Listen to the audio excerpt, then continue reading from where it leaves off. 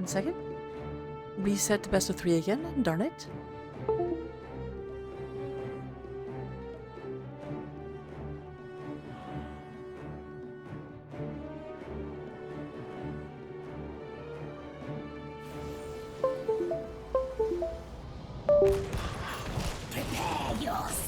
Alright, here we go. Welcome everyone. We are having a replay cast of the Nexus Division Finals. These were actually cast on Monday. They were scheduled with not a whole lot of warnings, so we ended up not being able to get a live caster for them. But you know what? This is the finals for the Nexus Division. We are definitely going to cast them. We're definitely going to acknowledge them. These are the best teams in the Nexus Div. Over here on the blue side of the battlefield, we do have Infinitive Meme playing the Junkrat. Is on the Sylvanus. Garrosh is being played by Godfried. Red Moki is going to be on the Thrall. And The Cure, great band, is playing the Old Man Deckard Kane. They are your blue team. They are the Crit Kickers. They are the first seed in Nexus Division. And they are here to prove why they deserve that title. Meanwhile, on the orange side of the battlefield, opposing them, on the other side of Tomb of the Spider Queen, we have Mockery coming out playing the Tracer. Brainer over here on the May. We're going to go ahead and have, oh gosh, dang it. Korean name, and people always have to correct me on what that actually is. Playing the Hogger. We're going to have the Shredded Wind playing the Anduin, and then down here at the bottom, doing a little sneak, we got Eric onto the Maiev, trying to put this up very, very early. I'm not sure the other team has fully realized that there's one person missing. It is a replay cast, but yep, there is a game being casted tonight. We do go ahead and have the Mockery going ahead and getting bounced down, trying not to stay up for too terribly long. We do go ahead and have Shredded Wing, moving down, moving out of the battlefield. We do have the Giants down here trying to move in. Red Monkey trying to go ahead and get in, get that taken care of. Eric moving in. We're going to be good, not trying to defend these Giants too terribly much. Giants are getting in position to start sieging this lower tower, but they're all going to make very, very short work of them, it looks like. Both teams look like they're going to go ahead and start working on these mercenary camps. If any mean to get this taken out, here comes the Cure in behind them, goes ahead and heals them back up as we leave. On the one hand, not a lot of mana on Junkrat. On the other hand, Junkrat does not need mana, so you know what? That's fair. You go and have both teams moving forward. The clash of these two. Mockery moving a little bit far up. Godfrey moving forward, trying to get this, but we're going to have a hard time locking Tracer down. Tracer in the hands of a player like Mockery is very, very hard to actually move into. Even if you manage to go ahead and get the throw, they can just recall back. At talents at the first and foremost level. We do go ahead and get Godfrey moving back here. We do go ahead and have Warbreaker up to 5 stacks out of 15 coming out of the Garage. No other stacky Dorito talents other than, of course, Vigor's Volter, but that's not really a stacky Dorito. Thank you, IE.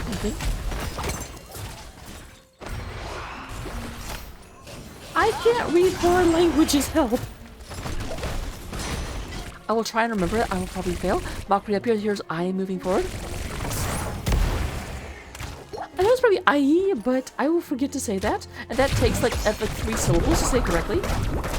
Ark goes in and jumps back. We do go to have Ping Ping fighting up against Red Moki down at the bottom. Trying to get this taken Kara. And will make very short work of it. Meanwhile, there is a little bit of battle in here. Neither team has turned in just yet. Oh, dang it, I forgot to update that. I didn't expect anyone to actually do that, but you should still check out Pelbor. Last time I cast, no one used it. I'm like, I don't need to update that. Whoopsie. Did you go and have anything you need or anything to take care of? There is Brainer being knocked down.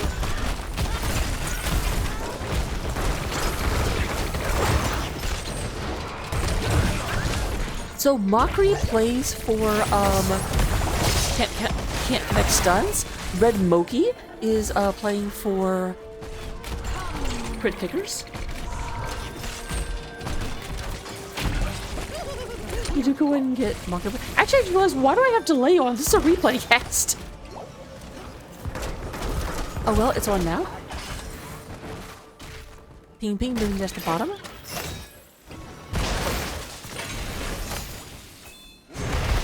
You have 38. Both teams do have enough gems for a turn-in, but there are 38 gems picked up and turned in for the side of our orange team. There's Godfrey trying to get this turned in. Braider not interested in letting that happen. A lot of damage onto Infinity Beam. Gonna go ahead and drink the healing waters of the Moonwell. Go ahead and get that taken care of. Oh my gosh, for real, I should totally, I don't know, I get so much trouble if I try to do like a Peltor imitation.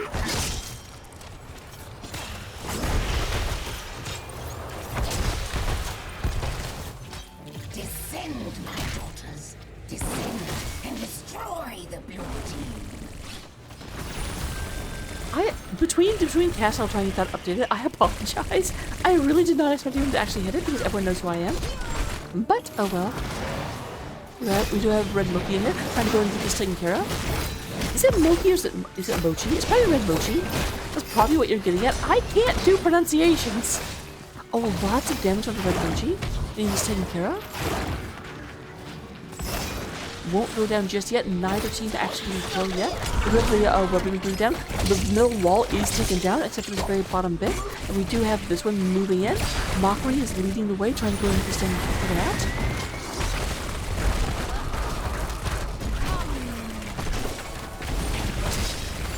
There's Mockery going in. Oh, and the damage! Oh! And Godfrey going in and oh my god! That's my impression of Peltor. I love his cast. He gets so excited about everything, but he like forgets to finish his statement, and it's hilarious. It's great.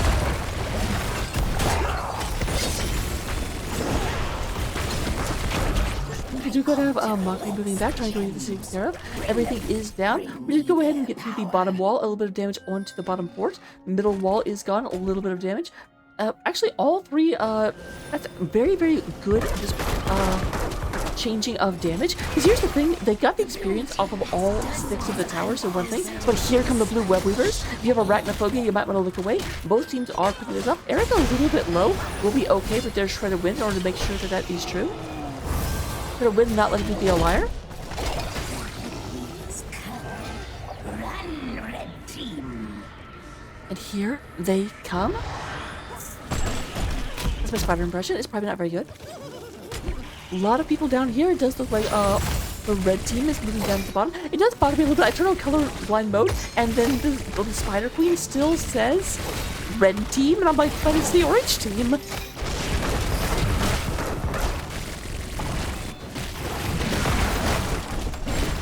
Alright, bottom web weaver getting taken very, very quickly thanks to thinking.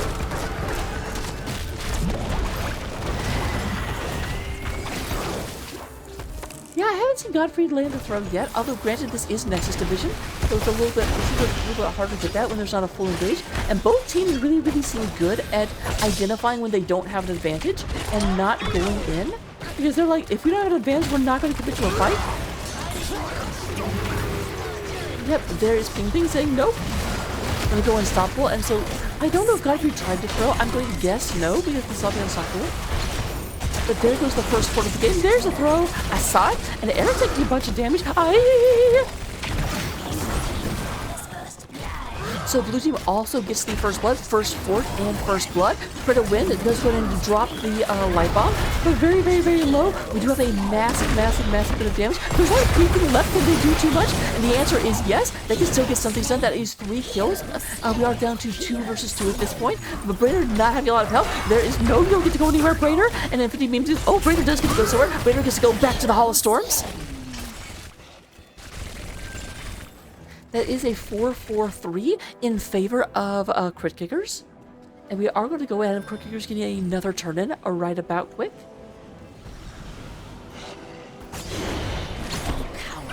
Eric tries to move in or stop after happening, but to not quite able to get there in time. And here is another blue wave. It must be just after the last election, because we have a blue wave coming. Last election being the one that happened like a week ago, not the big one. Where people are like, no?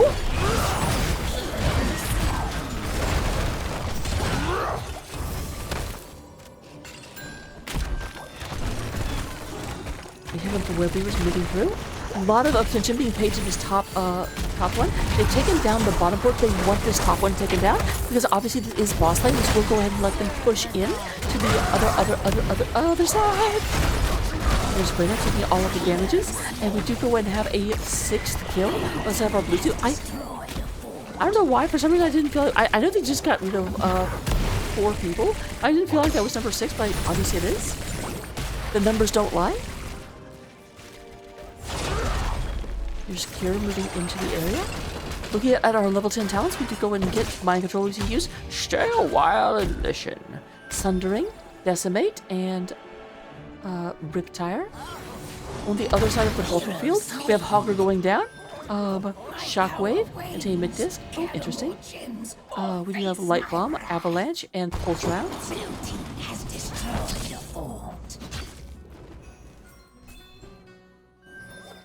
Here's Eric. Eric moves back, does not know where everyone is, and we do have Hogger not quite up yet. All the outer forts are down at the moment.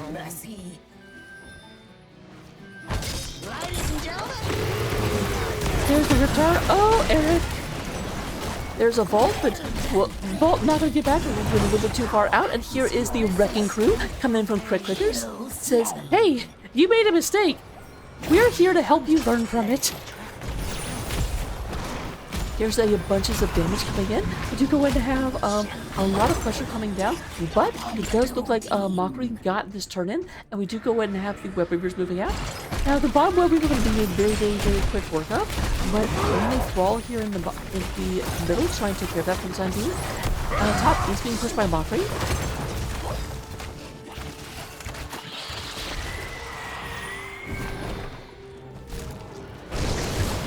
There's that bit going down, and there's the Wave of Death. This one get a little bit pushed through. Top Web Weaver is moving in on this fort. Here comes the forces of Can't Connect Stuns.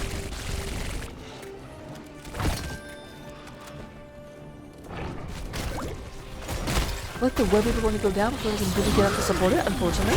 There's the Mind Control. Brainer is missed. There's the pull to safety and away with the Trust Issue button. There's the Light Bomb comes down. Big Avalanche goes in and gets the front line out of the fight. This does leave the back line a little bit exposed, but there's no immediate move to try and punish them for it. And all 5 members still up. We still have Containment Disc up, as well as Riptire and Decimate, but all of their ults are currently down. Level 16 talents here advantage, currently on the side of Quick Hitters, going to kind of make Can't Connect Stuns a little bit reluctant to try and move in.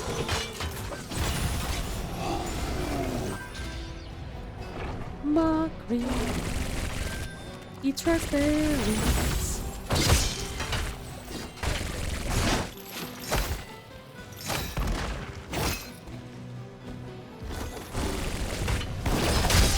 Alright, trying to move through. You have the Mind Control comes out, does not catch anyone. 22 seconds until stay a while, and also listen. Those are both important. Now it is interesting, all 5 members of Quick Clickers are here in the middle, which is giving their opponents a chance to catch up in experience. They were about a level and a half in the lead. At this point, they're down to less than a level.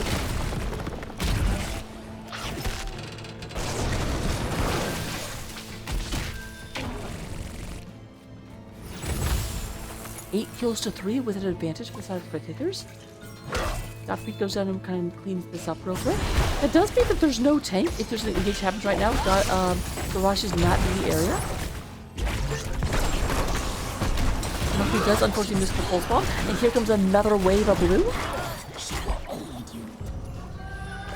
Mind Control comes out, there's the Hogger. Ping Ping goes ahead and moves back.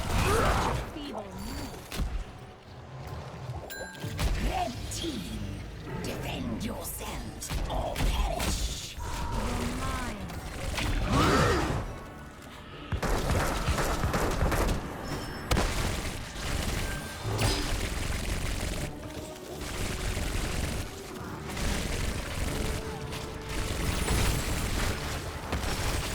Alright, they are moving through.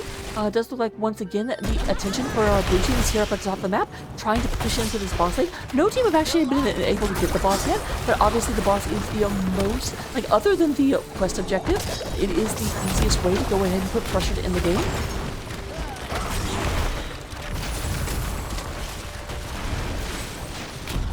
Godfrey moving forward, trying to go do this thing here. Thrall does actually go down. I wasn't watching that lane, I was watching the 4-man, but they are up here. That does go ahead and put the middle and the bottom where we were cleaned up. Sylvanas goes ahead and turns down, or turns off this. There's Eric. Eric with the light bomb does not catch anyone. Say while listen, he's going to cast the Brainer for just a second.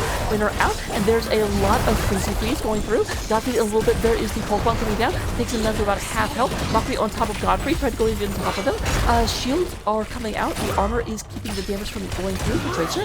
There is the Death Bait, but Godfrey in the middle of an entire just wombo combo of ouch. Trying to get out of here, but nothing doing. Man, will the man ever go down? The answer is yes, the answer is yes. Hero slain. So, Hero slain.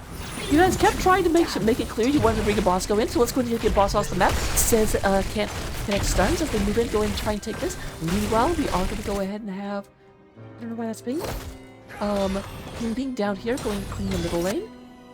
Eric trying to get this taken care of. They do have web weavers available. I'm a bit surprised they didn't get web weavers coming out while they were finishing up the boss. Like, they can have one person take the boss, get turn in, and then have all of them going. They definitely have enough. Yeah, I'm gonna go ahead and have Brainer moving forward, trying to go in and get this moving. Keep in mind, May can also turn off buildings, not to the same extent as Sylvanas can, but definitely goes ahead. There is the empowering of the minion wave. And there come the web weavers coming out. They're coming out. Now this web weaver will get a whole lot done. This one is pushed all the way up, but mid lane and top lane are both pushed pretty well, so these will be fairly effective web weavers. The obviously boss support is the name of the game for Can't Connect stuns as they start to move forward, try to get this taken care of. Big Eric getting knocked into the danger zone, and will get cleaned up very quickly. Junkrat securing that kill. Also, the Warden says it's not actually an escape; it's just a turn off damage for a little bit. But boss is still at about 25% health. We can go in and have the web weaver moving in as well. And meanwhile, we've got Hunker in the middle lane trying to go ahead and get extra damage done with that weaver.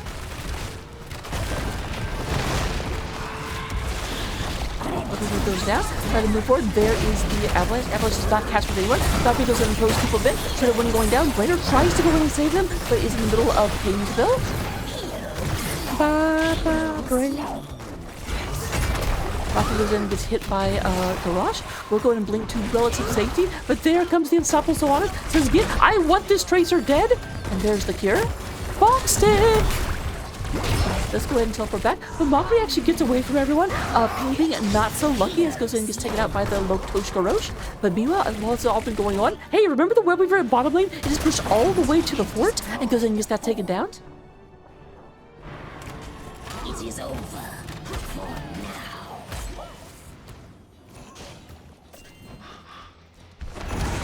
All down. We still have about 45 seconds until Hunter comes back. They can't really go in and get a huge amount of damage. Most of the team will be back up too soon. Mockery, without fear, just charges into the entire enemy team. You can't do anything. I'm Tracer.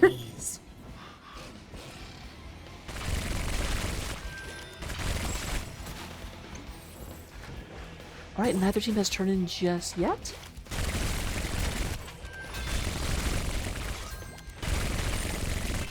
Alright, we can go ahead and have this camp being picked up by the side of Crate Kickers. The other camp, the answering camp, will be up in just a second. Bottom lane, we do go and have our blue team moving, and we're trying to pick up right quick. Both teams do have their level 20s, looking at the level 20 talent. We have Winnowing Barrage from the Sylvanas, Respect the Elderly, World Breaker, Cannonball, and Deadly Calm. On the other side, we are going to see Power Spike, Shadow Orb, Shadow Strike. We have Censure, Cascade, and Total Recall. I do like Power Spike, but I gotta tell you, the No Control always makes me laugh. It's my favorite one to cast.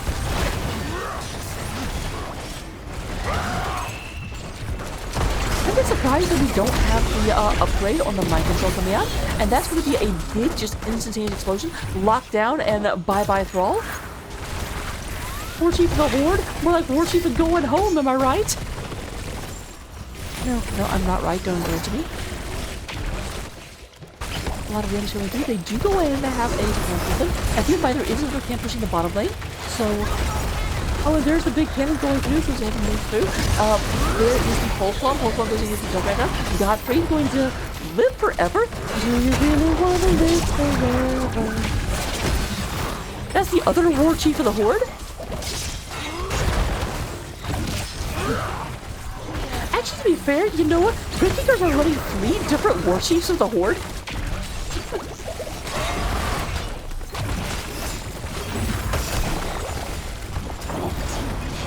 That is the first keep of the game going down against the might of Can't Connect Stuns. But keep in mind, answering going down happening right about now.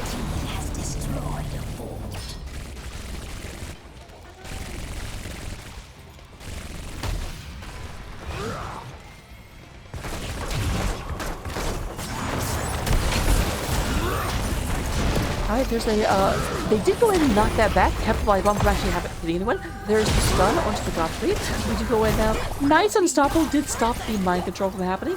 There is a stop. But the Unstoppable is still active. Godfrey taking a bunch of damage, living basically forever. But there's the Brainer. Brainer goes in and catches the avalanche, and that is going to be the last time going down. Followed quickly by Thrall. Yeah, it feels like CCS just does not like works, is what I'm trying to get at. People have a bunch of damage going through. This could be game ending. There's a third person going down. I want to go ahead and survive this. And there's Brainer moving through. Lots of damage going through the end right quick. The bottom camp is up to CCS's core. They've just not been respecting it. Brainer's super, super, super low. Needs to watch out for that wave of death. Does not actually go down just yet. But they're going in. Stay a while and oh, I can't move. Says Deckard Kane. We're going to try to win down very, very low. IU trying to go ahead and get the old man with the bonk stick. That's not the old man with the bonk stick. That is going to be Anduin. The young man with the bonk cincher. And it's going to be game number 1. Going to the side of CCS here on Tomb of the Spider Queen.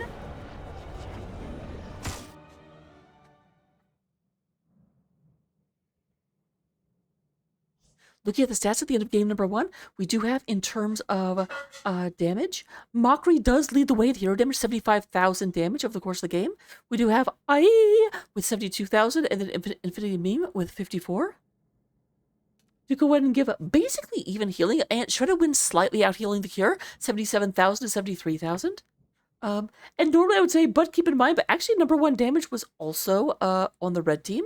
So roughly even damage to heal, like it was 3,000 advantage from red to blue, but then 3,000 advantage to blue to red, so roughly a wash. And then in terms of the experience contribution, we do have better soak coming from Ping Ping and Mockery. That does end up leaving us with 22 all. We had a bit of experience advantage for a lot of the game thanks to the early kills on the side of Crit Kickers, but does end up with a slight kill advantage for the victorious CCS. We'll be right back in just a second for game number 2. Don't touch that dial. We've got to find different sayings. Nobody even has dials anymore.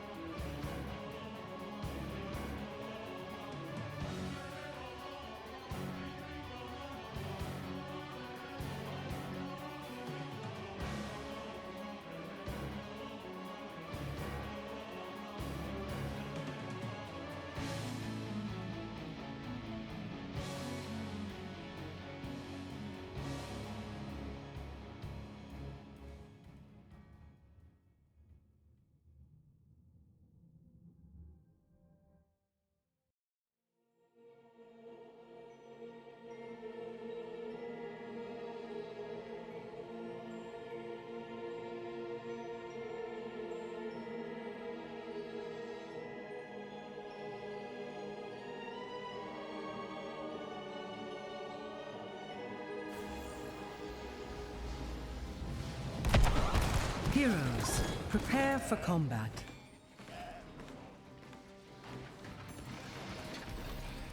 Wait, crap! What'd I do?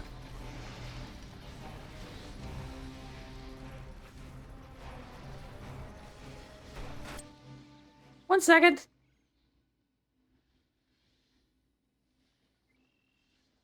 What is going on? Why is it?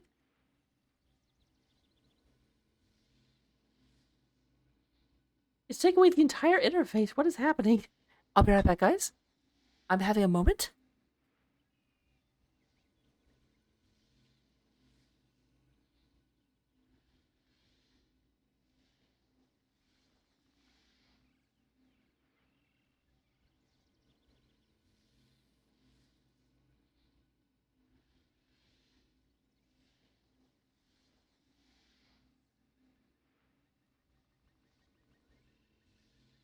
Alright, my apologies, everyone.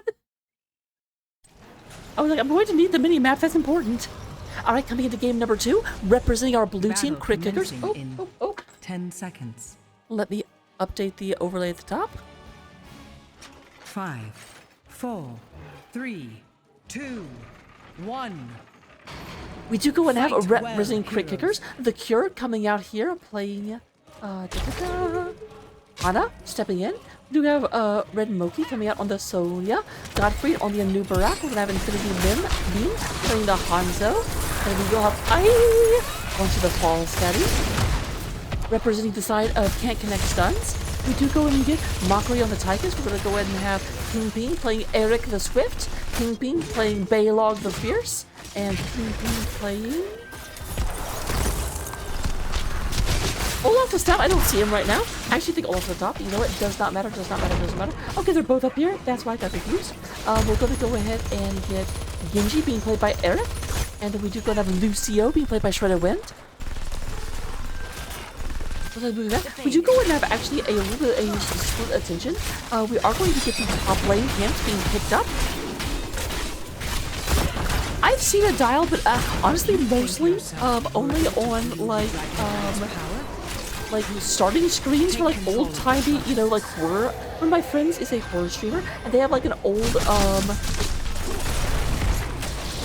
radio ears TV on the starting screen, and it has dials on it. I've never actually seen dials in real life like on the TV.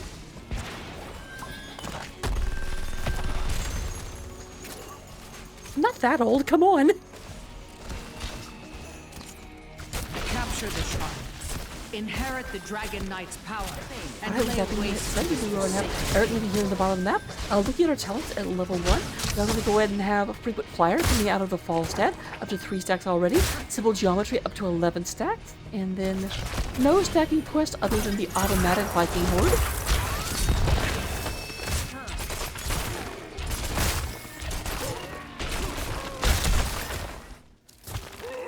I want to get better with Lost Vikings. If I want to get better, it means I want to learn how to use Lost Vikings at all. Oh, we do go and have... I did not think that would get picked up. I was like, there's no way they let that through. But no, we do go and have the chicken turning into a dragon. Isn't that de-evolution? Didn't dragons evolve into birds?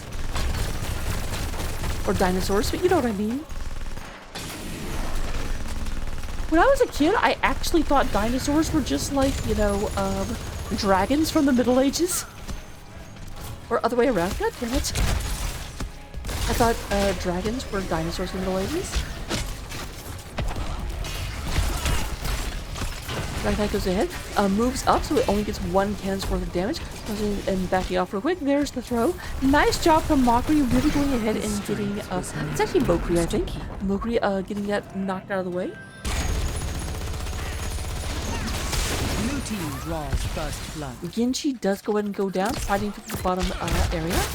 Really interesting that they were fighting down here because there was no shrine to take over. So both teams kind of feeling themselves. Do go ahead and still have Ping Ping occupying middle and top. Moki moving in. A little bit weird to have Eric by themselves in the middle. Usually you have Eric like supporting Olaf. I know early on they were actually thinking of only having Eric to have an attack because that's what with the Lost Vikings games. That felt really weird and unintuitive. Cat!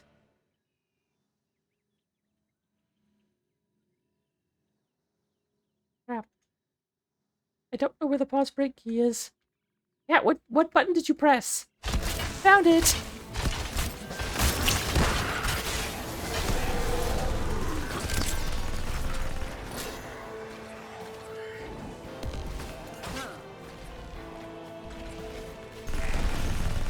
Alright, little damage come here. Did you go in and have the lower camp trying to get this picked up? And there is a Billy Beam looking for a potential move in and here. They're all alone. They don't have enough people to really move into the 4-man here. Because thanks to the Lost Viking, the 4-man just occupies the bottom of this map. Protected, by the way. Eric not going to take any unnecessary damage. Hero slain. Power gathers within the There's shrine. Red Mochi. Red Mochi. Going in. I did it again. Red Mochi uses the new dive in. This going to clean up both Lost Vikings. This is going to cause them to lose a little bit of experience up top and will let Red Mochi move in to try and get this taken care of. Eric going to move in, not going to let free damage happen.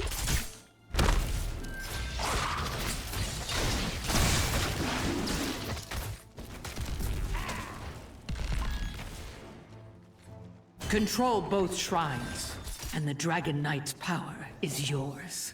Eric needs to be a little bit careful. We did go ahead and have Falstad, but Falstad does fall back. Brainer tried to hunt the chicken down. There is a battle up top. It looks like Olaf will go ahead and secure this. Here comes Red Mochi.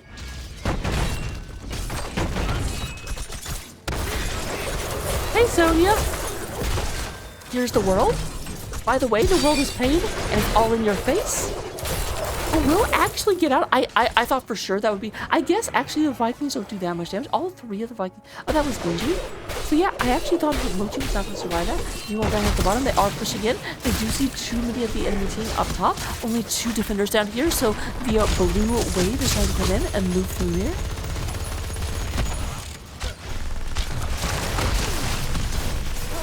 Brainer takes a good bit of damage. Godfrey moving in there. There is protected, by the way. Frozen comes from the Godfrey. Brainer is back on that incredible May that we saw last game. Hero slain. Alright, we do go and have a Red Mochi not interested in letting this get taken. Not at all. No one in mid lane right now. It does look like we've got Olaf moving back down to the bottom. Vikings are up to 24 stacks. So that is 12 regeneration per second. Hero slain. Meanwhile, there's Red Mochi. This always has to be, I'm always like, where's my wave? Gosh dang it. I want to kill this. You know, down here we have a bit of engage going on. Godfrey moves back, has taken a lot of damage. The Dragon Laser Drill is dropped, goes ahead and focuses its beam onto the bird chickens just in a second. Bird chicken! Now, a lot of our team moving out for just a second. Meanwhile, it does look like a pretty cheeky play from Red Mochi. The Mochi is going to get discovered in just a second. I think maybe not. Nope, Bing Bing not going to look at this, so this will come as a blind side. For the side, nope, going to check right here, but too late. Meanwhile, down here we do have that arrow. Arrow does miss Mockery just barely.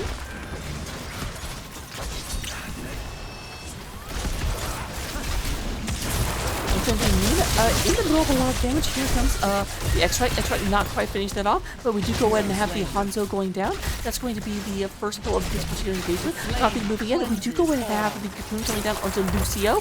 Very low health bars. Ana going ahead and doing her healing snipe, going through, trying to win down to about 25% as they go ahead and try and get this taken care of. Ahi! Going ahead and just lightning away, but meanwhile, in the middle, CCS has picked up the dragon, and the dragon takes down the wall. Dragon, move! Hero slain. So yeah, that's why we had Loki up here at the top trying to get this taken care of with the help of the other 2 Vikings.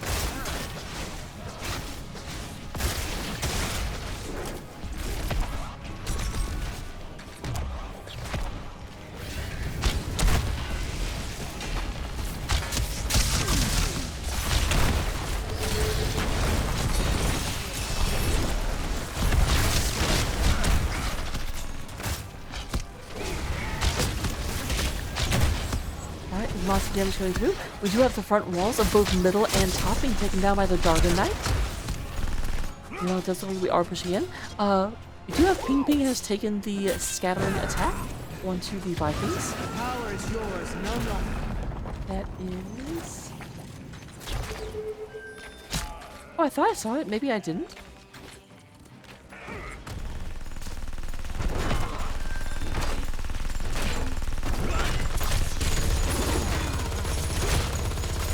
Go ahead and have this one being picked up. Both sides actually picking up their giants. We have 2 kills to 2, level 13, all very even game at the moment. More damage done as this building has actually been taken out. None of the forts for the blue team have actually been taken down yet, though they are exposed.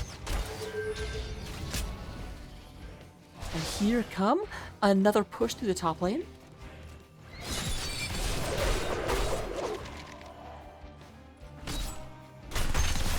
You do go ahead and have Moki down here.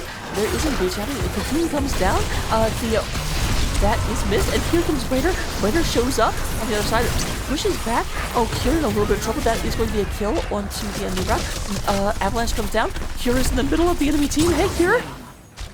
Yeah, you're not surviving this.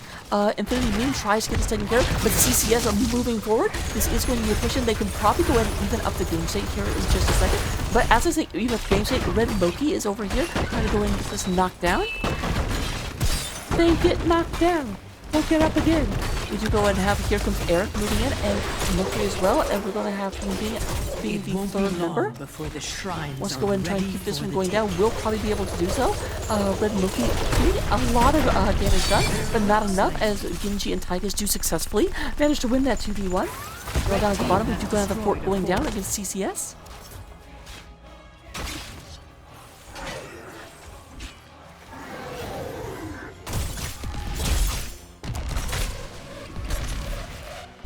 Eric leading the way. Both relatively even game at this point. Actually, CCS with a slight advantage. We have a talented advantage up at level 16. And then, of course, they are sitting at a slight, even with this going down, the structure damage is relatively even. A little more actually damage done here, but damage to a structure doesn't matter until it goes down. And there's the Vikings once again. Oh, nice move from Ana when he was knocked down. There's the zoning going through. Anna, stop shooting us! I tried to save this realm. Okay, we do go and have the Dragon Knight being picked up by the Vikings once again. I'm going to go ahead and try and even this out. It looks like the 4-man is going to try and push into this middle lane. Meanwhile, the Dragon Knight makes a beeline up here. Avoids the front wall and just says, nope. I got a big hammer. I'm going to hit this fort. It does look like we have Moki and IE up here trying to make sure that doesn't happen. Now, this is not only a Viking, so even the Dragon Knight doesn't have to commit, can't go in and lose here. Will get taken out, will not actually get the fort down. Meanwhile, here in the middle, we do go and have to push in. Looks like this fort is more than likely going down. There is the Focusing Giants coming in, trying to get this knocked down. And there goes the fort. Structure advantage for the side of CCS, at least for the moment. Lots of damage onto Eric. Eric, just barely alive. Shredder was moving. He was like, I will heal you. That almost looked like a Cassie that did a charge and kind of goes around. Oh, Eric. Nope, not quite able to. Keep the way around. There is the arrow coming through. Does not actually catch anyone. Eric Swift goes really swift to go back to the Hall of Swords. We do go have Anna going down. Lots of damage onto the Nubrak, and the Nubrak not going to survive. IE in the area, but trying to move down. Mockery going to go in and try and get this taken care of.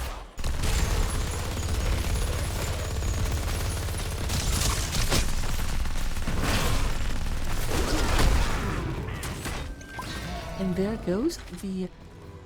that being picked up. We're gonna go have Eric gets the beard.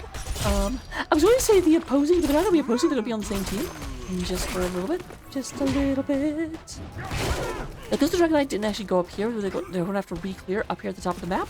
Not gonna be able to get this taken care of. And there is Raider trying to come up and help with the defense. Was looking to go ahead and move around Red Mochi.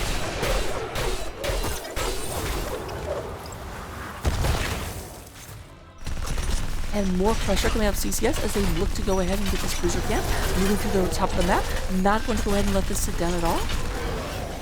We are about a level away from level 20 on the side of Shrines CCS. That would be a awaken massive once power more. spike. Who will wield the Dragon Knight's Because there's ancient not strength? much chance that Red Kickers are going to be able to get level 20 at the same time CCS is. 9 kills to 2, and definitely flexing that advantage right now. And there is Malcolm coming on the bottom. Wants to go ahead and get this. Yeah, was actually standing behind that, and that was causing people to be healed up really quickly.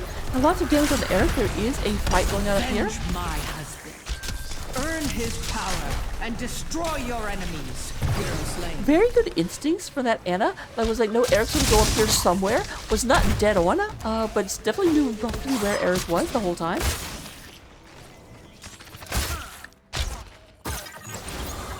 However, once again, Red Mochi is going to go and say, you guys are focusing the wrong lane. This is the Bridge of Death. There's only the Bridge of Death when you guys are actually around. You guys aren't paying attention, and so, your keep will be the one to die. Blue team has destroyed a fort. Red team's And there goes core the is under fort. attack. They are moving onto the core. I don't think this is really a threat to the core. Vikings are in the area back there. Lots of his way down. We do go without unstoppable. Very, very quick moving straight wind. Does not want to go into that knockdown. Joffrey does not have very much health. There is May. May go ahead and hits the fireball. Hanzo in the middle of Outland. Hero slain. It's going to be both of the damage dealers for our blue team being taken out by CCS. But they're Moki in a lot of trouble. Goes ahead and has to dash on out of there. That was a pretty good dash. Did you think? Yeah, I was going to say Bob and Weave. That looked like Bob and Weave.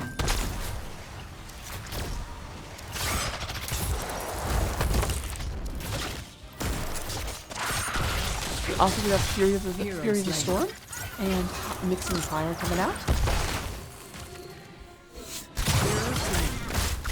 Alright, that's going to be a lot of members of our orange team going down here at the bottom. Meanwhile, they have gotten actually the core of CCS down about 77% thanks to this aggression. Red Mochi going ahead and trying to fight into Ping Ping.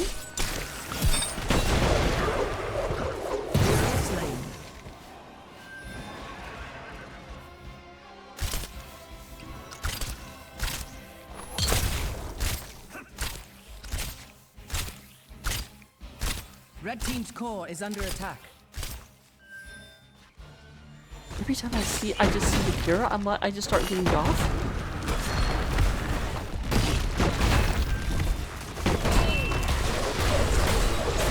Alright, they are pushing into this. Red Mochi does a bunch of damage. Very, very unlikely to be able to actually kill this. But got the core down to about 25% and is still up. So, like, they have to be careful of a backdoor attempt. Speaking of which, here comes, the Dragon Knight may be the end of things. I don't know if they can stop the Dragon Knight from doing 22%. It is moving up. We are about 60 minutes into the game right now. Hero slain. A new rat goes down to 15%. We're just trying to keep those shields from ready. Just walk forward, my dude! Dragon Knight moving forward. Ball 7 once again devolved into a lizard. Red team's core is under attack. Oh, they do actually manage to stop this rally, but there is the gust and the wind tunnel, who then pushes back the orange team, and that is going to give them enough space in order to go in and get the core the rest of the way down, i.e. secures this kill, and we do go in and have the core going down against the might of Crit Kickers here in game number 2. We are to a 1-to-1 series, ladies and gentlemen. Looking at those amazing stats, we're going to go ahead and have in terms of damage. Infinity Meme does lead the way, coming in with 58,000. Mokri coming in with 44,000. And Red Mochi coming in with 40,000. In terms of healing, we have Shredded Wind cleared away, leaving Anna in the dust. That said, Anna is not necessarily a healer you pick for the raw healing numbers, but 69, nice. 1,000 damage coming out of the side of Shredded Wind. Or damage, anti-damage, negative damage coming out of Shredded Wind. 40,000 for the cure. Raider, why are you muted? We're going to have Ping Ping leading the way in Soak, but honestly, Lost Vikings is cheating. That does not even matter. That's no shame against Red Mochi. Red Mochi, kind of the MVP of that. Battle was going against the side of Crit Kickers, but Red Mochi just put enough pressure top lane that they were able to go ahead and secure the game from honestly a game they shouldn't have won. Like 13 kills to 6. CCS was winning that overall.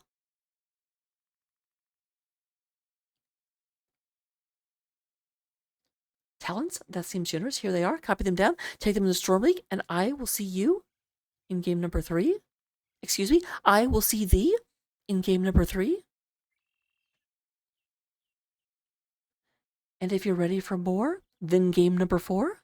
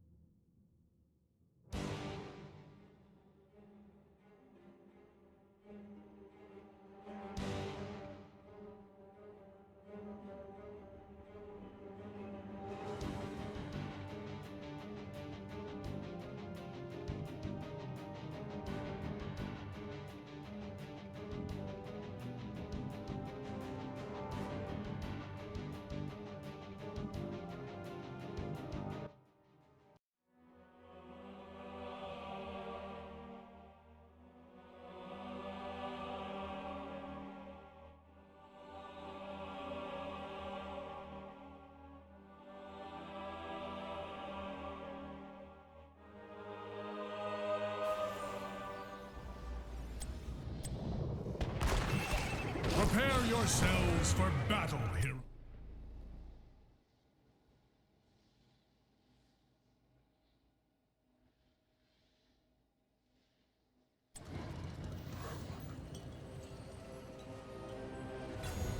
Alright, here we go in game number 3. We are at a 1-to-1 series. We go anyway. Both teams have shown their ability to go in and outplay the other one. I will say right now it does seem like CCS is slightly favored just because they were winning the last game. They ended up getting outmaneuvered in the off lane, but that seems a little bit easier. Easier to get taken care of. That's interesting. I actually seen team chat. I did not realize that. We do go in and get Infinity Mean playing the Junkrat. We're going to have the Cure playing the White Mane, and I love that White Mane skin. It's not as good as the Witch White Mane skin, but I still very, very much enjoy it. We do have I playing the Sonya. we're gonna go ahead and look at Leoric being played by Red Mochi, and then Godfried is gonna be back onto the garage. Very, very dominant hero in game number 1. We have Raider. Raider has been forced off of that Mei. That may make a difference. Onto the Johanna. We do have Shredded Wind coming out onto the Rhaegar. There is PvP on the Dehek and Dahaka. Shredded Wind is going to be on the Rhaegar. I think I've already said that. Mowgli is going to be playing Balala. And then Eric onto the Sand Mage, Chromie. So this one, we do have a very, very quick bottom lane coming out of the side of CCS.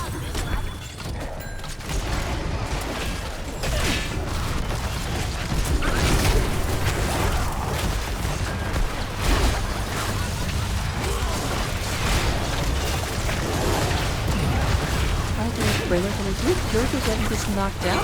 We do go down to the Huckleberry, being taken out, as well as IE. Not taken out, but like taken out of the fight, being knocked back. And that's what I'm trying to say. We go to go and have Ping Ping in here in the middle, going and picking up that globe real quick. It does look like Dahaka has taken enhanced agility. So it does want to get these essences, want to get these picked up as much as possible. Although it looks like we've got a fight going on. Dahaka moving down, but a lot of damage coming out of the blue team. And they do go and secure the Contra Impalers. Meanwhile, Leo is leading the way, does have a frenzied mercenary group. Blue team draws first blood.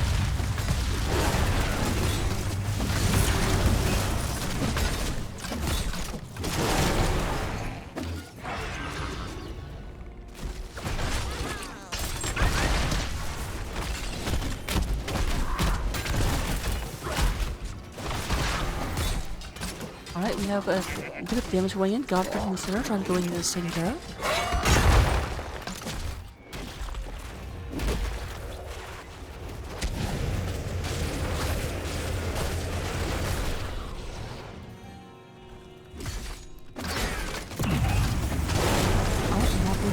Going to go and knock this down. I do like this. A lot of times when I watch things in lower divisions, people will still try and take out the shaman first, because that's how you fight them in lane. But you absolutely want to take down the little dogs first, because they don't get resummoned, and they are the majority of the damage.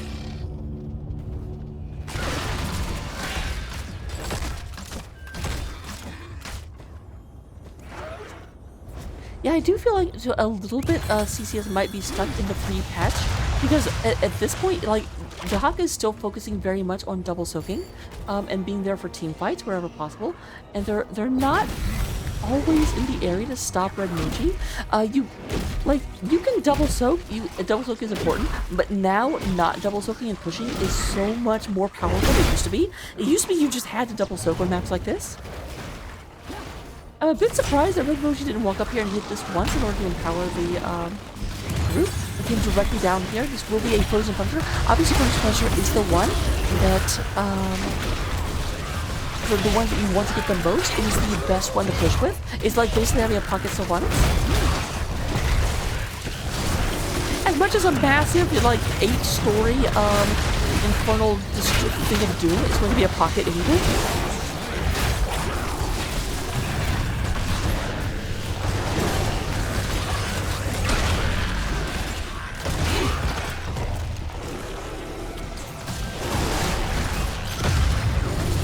Frozen Punisher coming out will be in service of CCS. They will go and get that. Now we do have a slight experience advantage for the side of the kickers, but we are at level 7 all, so it's not the advantage that matters just yet. It is a bit telling. Dahaka has returned to the top.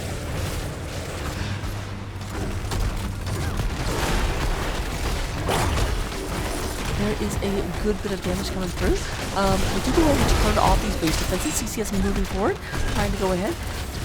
But here's the thing, the Punisher is just about to go down. We'll end up getting the wall, except for maybe one tower. Will this tower go down? Yeah, the tower does go down. But at the same time, I've got both towers, but the top lane has gotten the exact same amount through the push. Now, Red Mochi did get taken out by the Dahaka.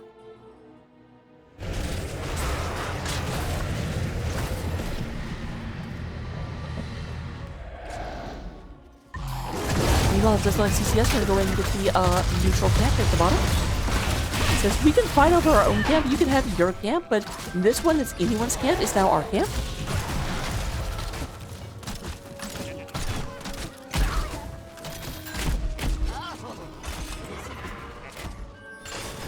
Experience Globe, guys, get it! It heals you for 4%.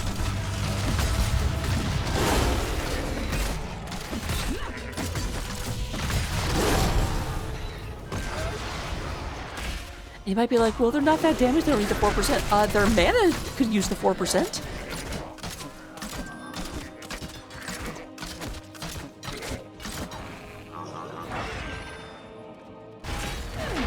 Right there is Brenda. Brenda going ahead and fighting the God Priest. Fighting the God Priest. There's Brenda going in and pushing the back. Looking at our talents, we do go in and have Peter the Hunter coming out of Mercury. And get this knocked down. We have a chance to agility up to 4 stacks so far. That will make Dahaka a better double soaker. Body block for the dinosaur. Space Yoshi, but there is a new throw, and we do go and have the first kill. The Godfrey will get picked off by the la la la la la la la. The Valkyrie not quite going to be in. That is a 1-for-1. Still a kill advantage for CCS up 3 kills compared to their opponents too. Level 10 all, but now CCS has more of an experience advantage. And that is, like, Dahaka has gotten a decent bit of damage being done up here by double soaking, but double soaking has led them to have about a, almost a level's worth of advantage experience-wise.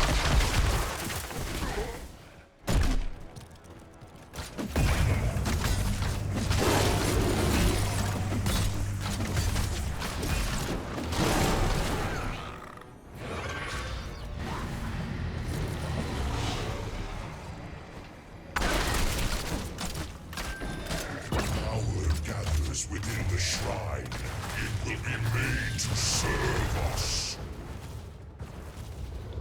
Looking at our level 10 abilities, we do go and have Valkyrie, Revising Use, Riptire, Warlord's Challenge, Entomb, and Scarlet Aegis. On the other side of the battlefield, we are going to see the Adaption, Slowing Sands, Ancestral Healing, Rain of Vengeance, and Blessed Shield.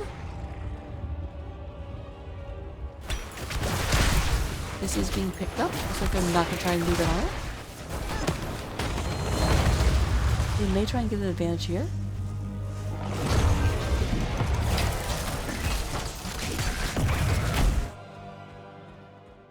There's Dahaka zip zooming on top. Maybe not zip zooming. Dahaka!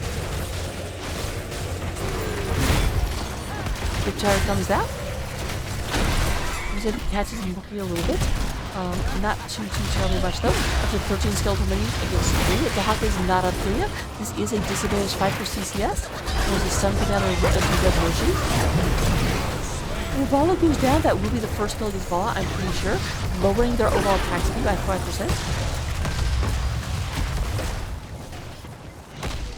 Yep. Oh, it's only gone down to 1 time. That's it.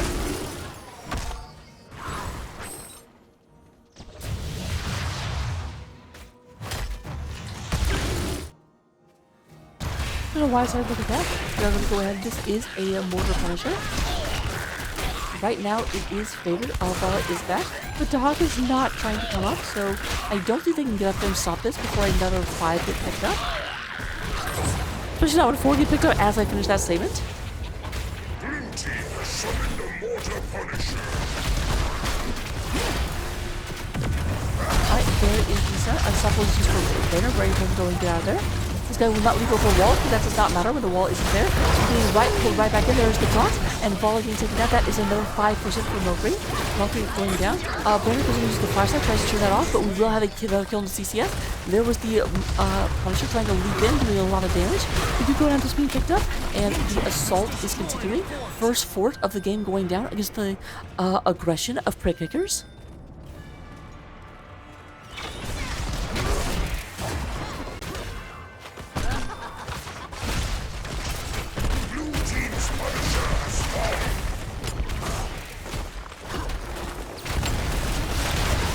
I barely paid much attention to the wheel, I'm sorry.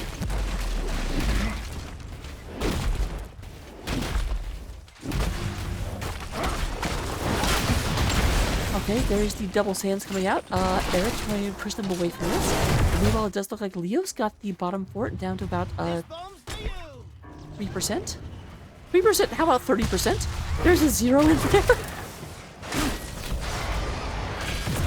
go down to Slaying Sands coming out. A lot of damage coming out of the Chromie, being knocked down very quickly. I need down to about 50%.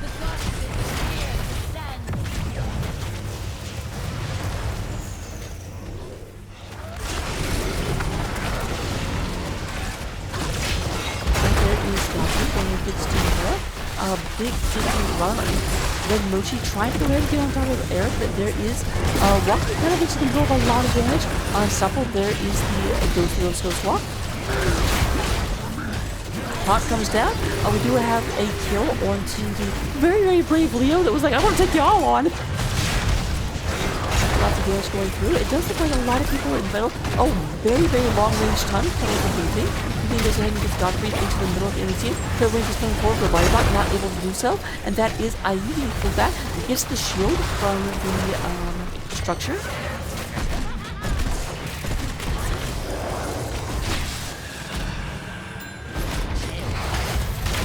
Okay, there we have a great entomb into carrying out two people. Leo was obviously back to the fight.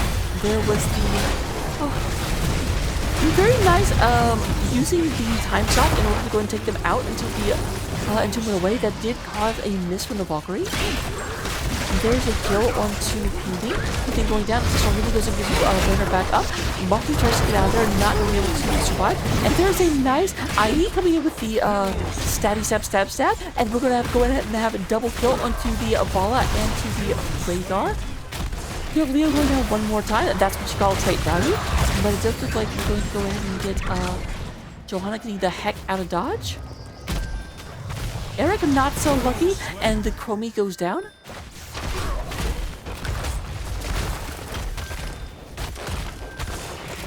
Ready.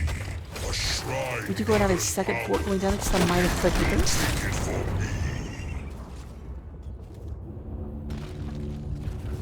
Really being changing their mind, went up to the middle and says, you know what, I'm going to go ahead and clear up this bottom part of the camp. We have the shrine activating. This will be a Arcane Punisher.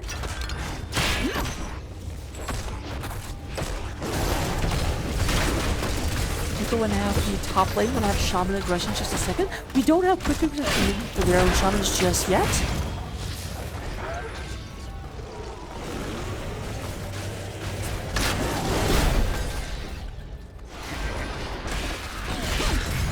It does look like we've got CCS moving in order to this point, trying to go ahead and secure this Arcane Punisher. This is a bit of a big move, because the thing is, Cricketers have to deal with the Shrine. They also have to deal with the Shaman camp up top, because that's going to be doing damage very, very, very quickly. Now, they are moving on the Shrine, they're trying to move it. We do go ahead and have the Entomb. Entomb does rotate from moving in for just a second, and they are roughly back. Still slight advantage on the side of CCS thanks to that early Shrine occupation. And here they come in. Red Moki trying to take a lot of damage. This going to go down is the first casualty in this fight as the Sand goes ahead and gets all into that Ethereal armor. We do have Loki moving forward, trying to go ahead and get Godfrey down. Godfrey will survive this. There was Space Yoshi trying to move in. Is not able to get so. He's being moved back. And the Punisher is out, trying to move forward into this fort.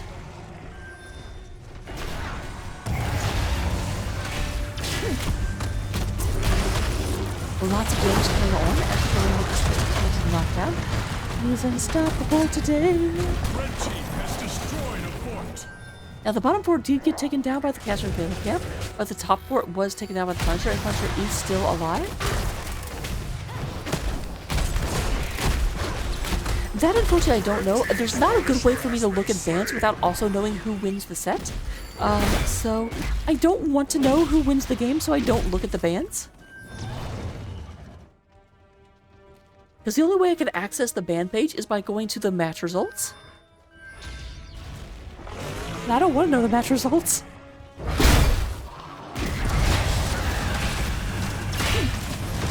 They damage the Leo getting the heck out of dodge. And we do have the Shaman camp up here. I'm going to summon a couple of doggies. I would never want to be a Khazra, but if I had to be one, I would be a Khazra doggy summoner. Because I just always have pals.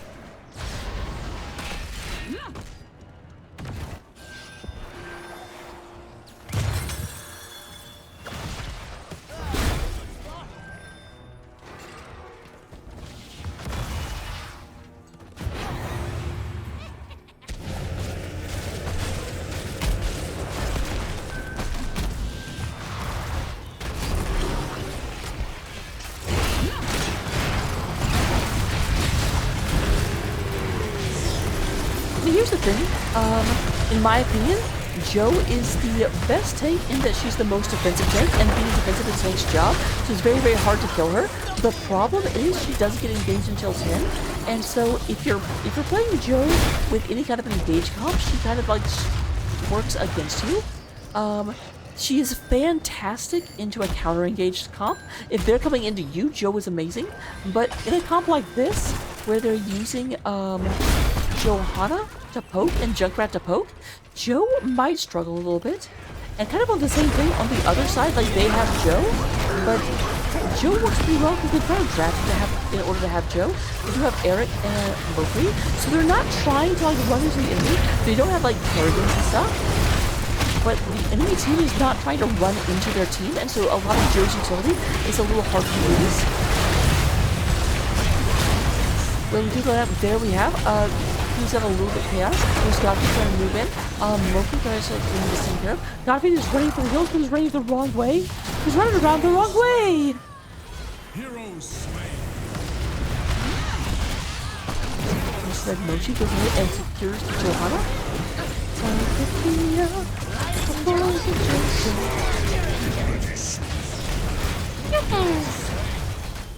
There'll come a day I will stop calling him Space Yoshi. It will not be today.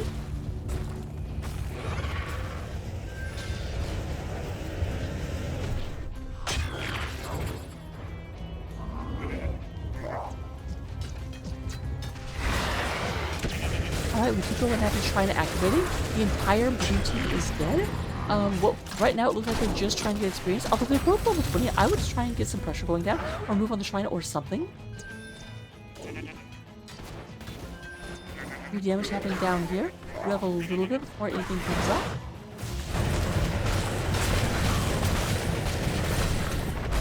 And try and get this taken care of. They want this free fort. They want to send Pimping in order to get the damage done, in order to even have the map a little bit. Because keep in mind, all 3 forts for CCS are down. Only 1 fort is down for the side of the Diggers.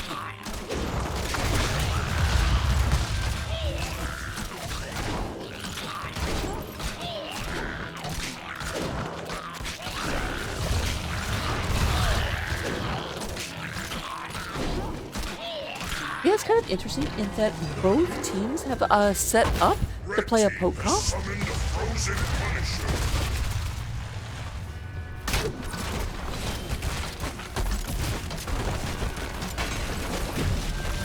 Once the Punisher comes out, you can go ahead and have bottom fort did not quite go down. Top fort in a lot of trouble. And we do go and have the blue team now starting to respawn and move into this. Meanwhile, they might be leaving Mochi alone. That works out so well for them. Red team has destroyed a fort. It does look like Ping Ping is moving down trying to stop that. But meanwhile, this is happening, so that's a bit of a problem. That said, I get it. Like, you've got Punisher, and you want to go ahead and make use of it. Fort goes down. They are pushing onto the keep wall right now.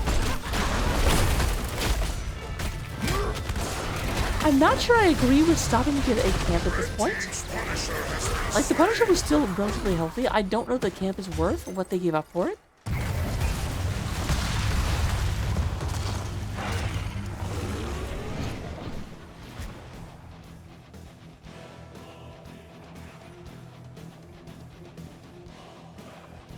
And who's the bother of that? There is a brainer down here. The brainers all by themselves. There's friends.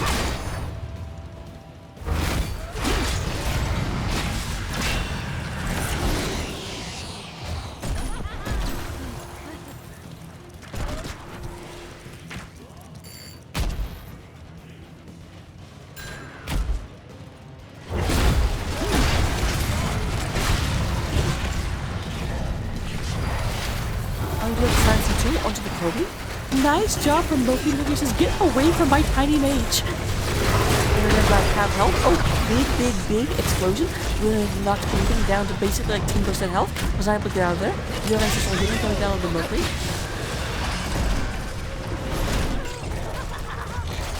There's Moki moving forward.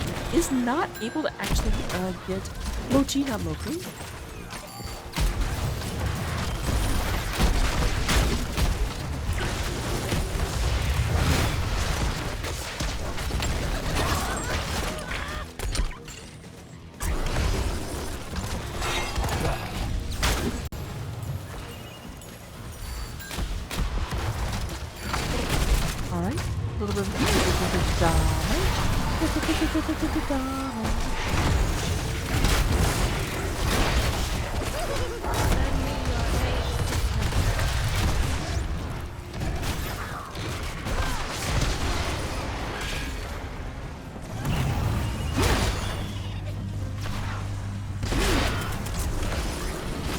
Alright, mostly trying to go ahead and get damage done onto Godfrey. A lot of damage down to about 25% health. It does look like we've got oh, this could be very, very dangerous. They're chasing Red Moshi into a corner, but nope, no turnaround. And we do go and have Johanna going down as well. That's 1 for 1 so far.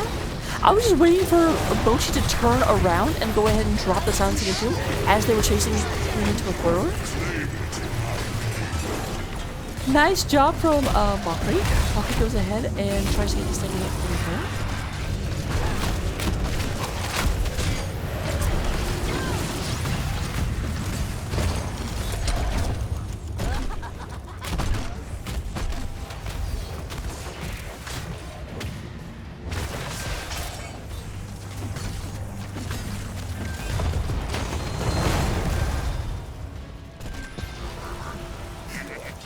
Here's the Imperial Camp coming out.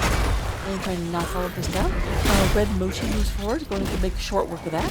Level 22 to level 23. Both teams relatively even. There is still a force standing here, which gives a slight advantage inside for kickers.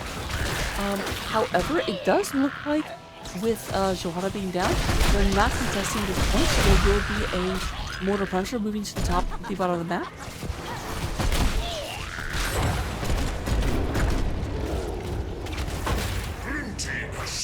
They will be aware of the shaman moving through here, and the shaman will be supported by a like wave.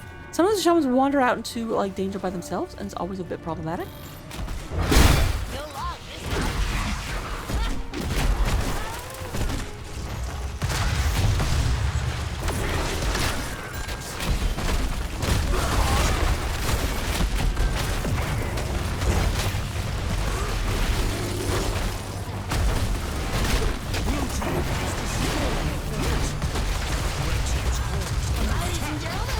Go and have the country moving forward, and he's knocked down. We have a lot of damage, and Sister Ruby comes out onto Captain Braylon. Going to move in, trying to get this team down. There is Space Yoshi getting knocked absolutely everywhere. I almost think the team is focusing on Yoshi a little bit too much. Okay, it's Dahaka. I'll say Dahaka. Because, like, I almost felt like, yeah, like, they only got 9% damage to the core because they were really, really trying to focus on getting Dahaka down. There's a lot of damage going in. Dahaka is being a spoiler, trying to go ahead and get all of them out of the area. But there is Red Mochi, which goes in and slows her down. There is Shredder Wind moving in, trying to go in and get some free damage. Not going down just yet. Mochi in a lot of trouble. They're doing a big fight right here. Keep in mind, this is happening. We do have 2 members of the Orange team going down, but there is a counter kill onto the Lotoshka Roche. White Name goes down. We have just an absolute slaughter. Everyone is going down. Oh no. Oh my goodness, we have the entire blue team going down, and meanwhile, oh my god, but the Shaman Camp actually got killed. That could have ended the game right there. If the Shaman Camp had stayed up, they could have just pushed in and taken the entire core. Meanwhile, oh my god, we do go ahead and have the Cosmo Impaler Camp, and 2, oh my gosh, get into position!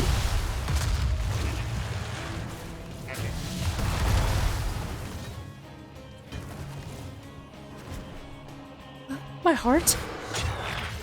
This could be absolutely anything. Mokri moving forward, trying to get in there. They still have about 10 seconds. I don't think Mokri's going to be able to heal through all of this and make meaningful damage before anything happens. But you know what? I've been wrong before. Moves in there, taking a beat. He's going to damage. Got within range of that tower. And, oh, there's the silence coming in. And Red Mochi says, how do you do?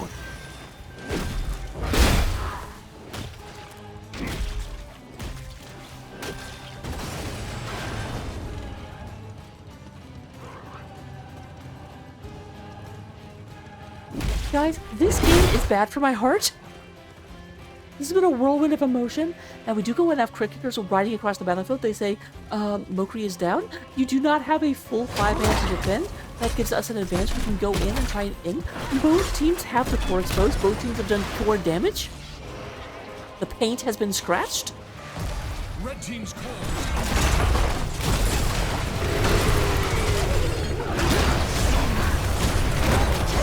There's the top coming in, and that's going to be a Taka going down. That is exact. They're now down 2 members to CCS, and here comes the aggression. Be aggressive. There's Sans going down. Homie not going to be surviving any longer. Valkyrie gets a rare kill, I think. There is the damage coming through, and it is going to be game number 2 for the side of Crit Kickers as the core goes, or the Nexus goes down.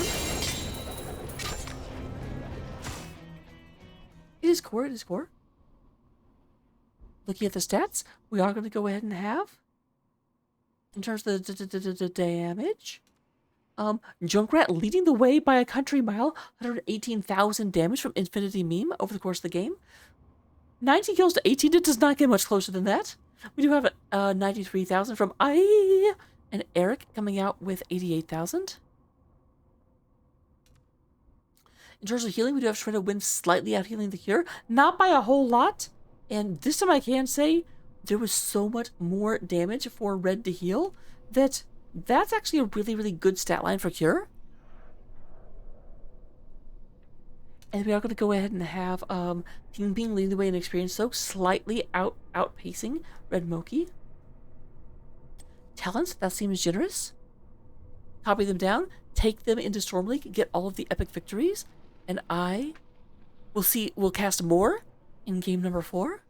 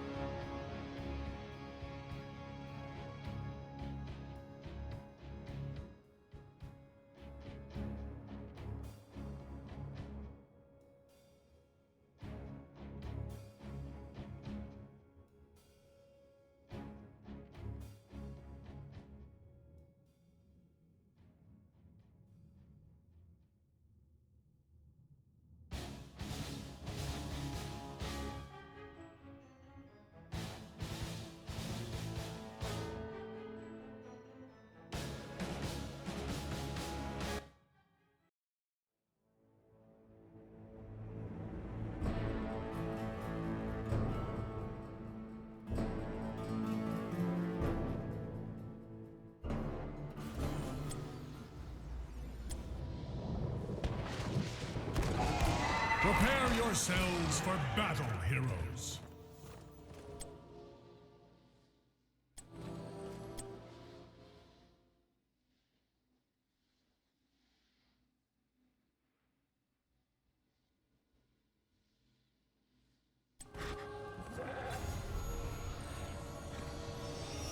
Alright, here we come to game number 4. Where's my mouse? I was like, where's my mouse go?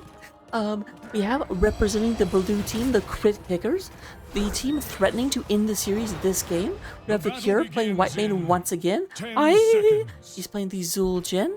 We are going to go ahead and have Infinity Meme coming out on the Lee Mingers. Infinity Lean, we might want to say. Godfrey is coming out on Johanna. We're going to show the other team how it's done. And up at the top lane, we do going to have Red Mochi playing the Thrall. Does not have to worry over much about the lack of double soaking on a 2-lane map. But meanwhile, here comes using that Samurai advantage, trying to go ahead and knock stuff down very, very quickly. Maybe a little bit of engagement. Here comes CCS on the other side. Can't kind of get stunned. Is moving in. They do get a tower very, very quickly. He takes a bunch of damage. Eric will maybe move it on back. Eric is playing the Maya. We have moving onto the Samuro. Rainer onto Rainer's trademark Diablo. I'm going to go in and have Shredded Wind playing the right. And then here at the bottom of the map. Nobody. Everyone was up top. Who have I not seen yet? Oh, Mowgli is going to be taking the Cassie we saw the previous game. And here, a little bit of damage into this. Meanwhile, we have roughly even damage done. A little bit healthier on this side. Even trying to do what they can. Gotta be down a little bit, down to about 25 or 45% health.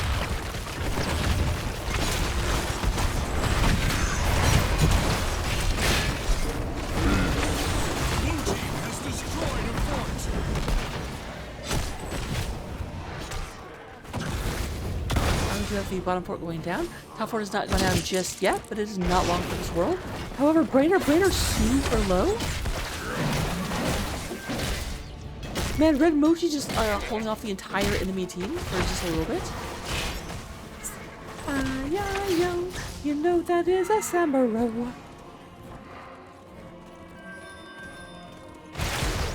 You know, we have got to get this down. And that's going to be... You can't stop us now, can ya? But you know who can stop you? Here comes the entire enemy team. Here comes the U.S. cavalry, as it were. If you link this down, there's rightly teleporting into danger. It's going to be a 4 versus 5. We need to get a little bit careful inside of the Crit Kickers, because there is a Samurai up here, and they obviously do not have the quality set. I'll just respawn. There is everyone being pulled in by that, and you have Zildjian going down. Godfrey in a lot of danger. Trying to go ahead and get this taken care of. Will go in and not survive. I was in the middle of calling that they survived and then they didn't. Very rude, if you ask me. Be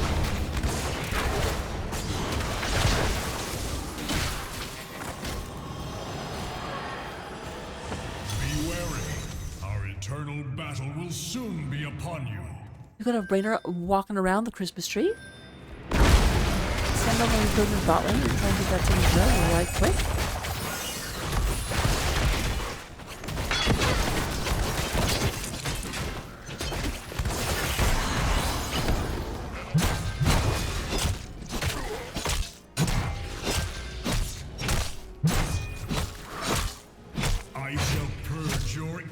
From this land, demon.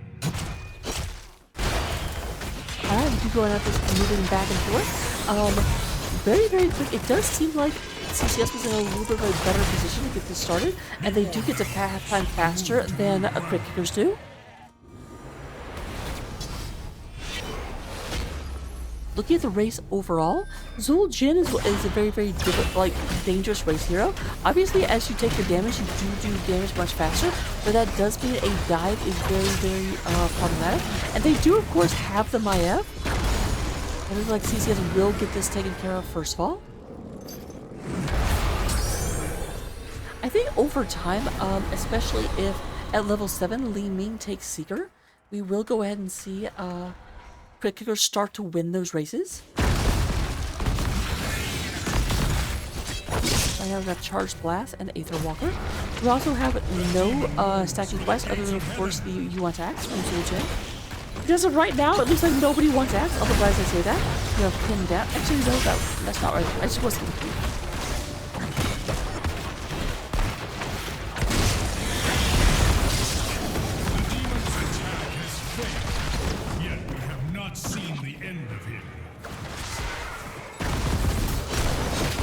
Red Mochi trying to fight against Samuro. Samuro leading the damage in here. Very, very far in advance. I gotta say, I think... Nope, not quite. I was gonna say, I think we've seen every single orc in this series, but no, I don't think we've seen Gul'dan.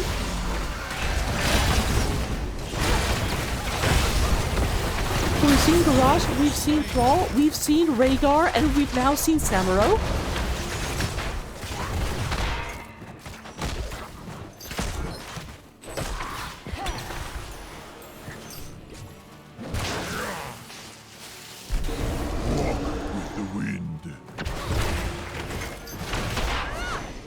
I guess technically, Rexar is half orc.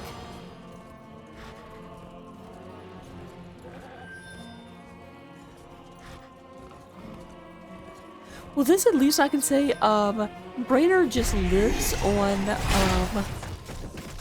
like, lightning breath. It's lightning breath, not fire breath. Oh my god.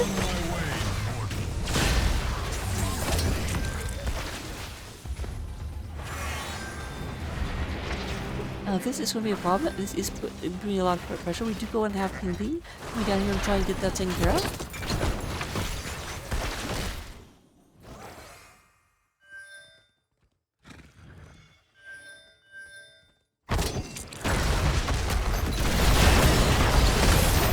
Alright, we do got a lot of damage making. There's Godfrey. Raider moves down. Does that decent moving reduction? That felt like the gut rate teleport did nothing to Raider. They have given reduction on this side. And then Ancestral Wrath. Good hit.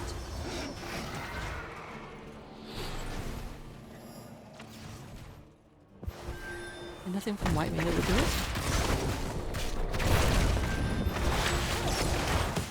I don't know all these heroes, so I'm like, does any of this actually cause healing like reduction? Nothing I've seen.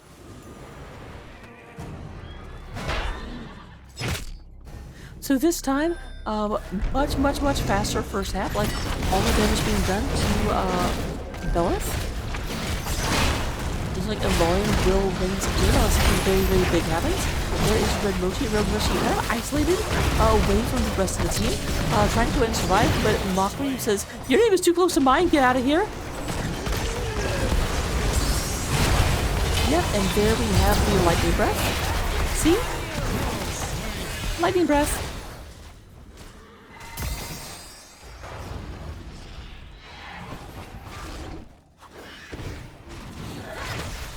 They have actually driven away the blue team, which is not what they wanted. Their Immortal's down to about 3,000 health. I don't know if they'll be able to stop this, because everyone is respawning right now.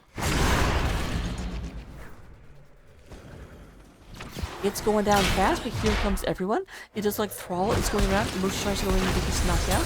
Down to 2,900. Very quickly, but there is leaning onto the side, down to about 1,400. It is close. It is going down, but no, it does look like Belith is the one to fall. We have about a 2,000 shield Immortal on the side of our blue team. But there's a big stun coming from Brainer. Then they're going ahead, and we do go and have the slow from the Earthquake, hitting the entire enemy team. Lots of low health bars on our own side.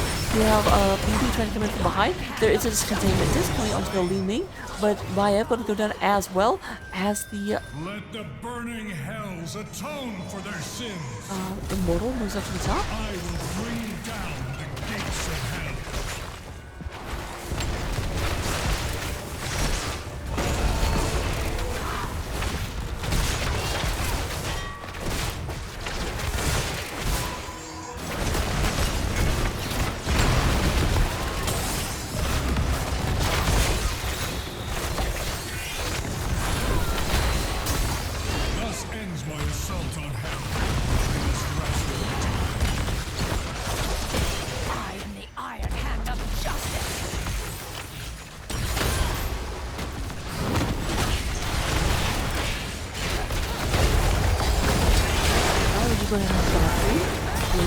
Lighting the way. There is a nice flip. Godfrey trying to stay into it. Oh my goodness, fantastic stun. Nuko Nap's unstoppable today.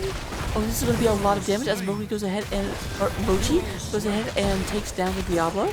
Lots of people going down. Mochi trying to survive. He's out of there. Feeling also King for their life. Very good. You know, I'm actually very good at Pride. I wish you could see that again. We can? I can cheat?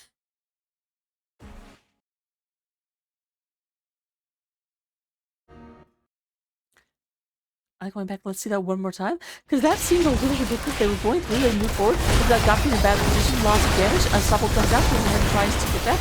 There is the white main ult. Or trying to keep him alive. There goes ahead and gets that reversed. But there's the big pull together and the stun coming out. And Sultan just goes to absolute town. We go ahead and have just a very, very quick cleanup. That very much looked like it was going to go poorly for the side of crit kickers, but then a fantastic stun, and then the white main doing white main things and just keeping everyone topped off.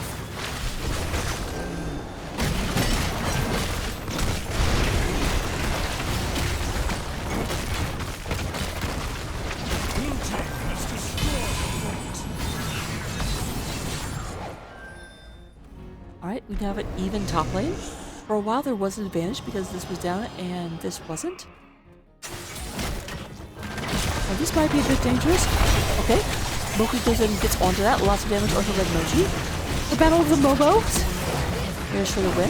For the win is moving in. Eric goes ahead and says, nope, you can't get away.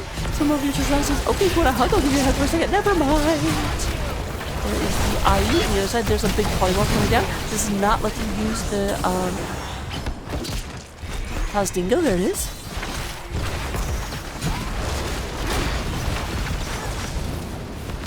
Alright, it was like the rest of the team. Pink was like, oh, I thought we were going, but Pink does manage to survive. This realm from your corruption, Hellspawn.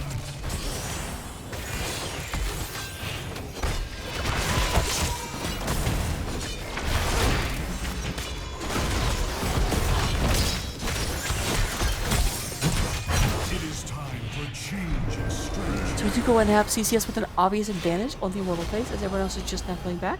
It does look like crit kickers are going to prioritize in this. And there is a very big wave down here that PP is going to go clean up on. Here are the rest of CCS to say, this is my Immortal. That sounds like a song from Evanescence.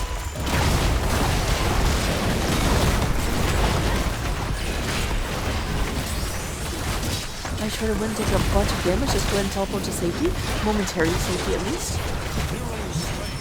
There is a kill. Diablo got a little bit isolated, but I don't think they can save this Immortal.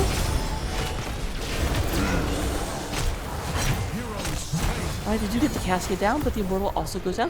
Full shield Immortal, but not going to have anyone to really support it, as Cassia and Diablo are both down for this Immortal phase. Maybe a Shredder win will not be able to get Shredder win.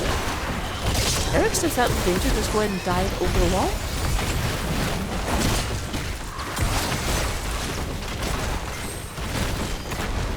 Meanwhile, back at the old ranch.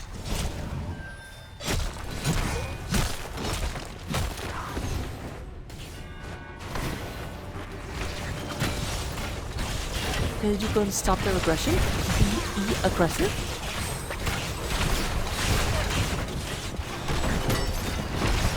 So Red Mochi has come back and says, get away from my stuff. I'm the one that pushes on the side lane, gets ignored, not you.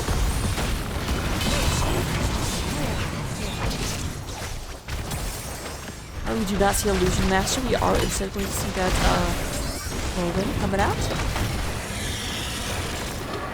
The demon has fallen, but he will rise again.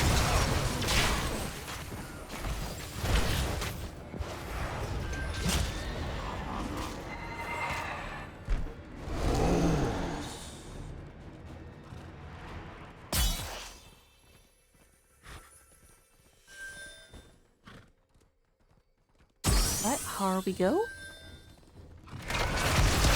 And we do still have this up. It could be a point of contention if the teams actually both go there. It does look like we're going to look at this top here, but we do go and have our blue team moving in, trying to go ahead and get this. Nope, not going to get there in time to actually get anything done.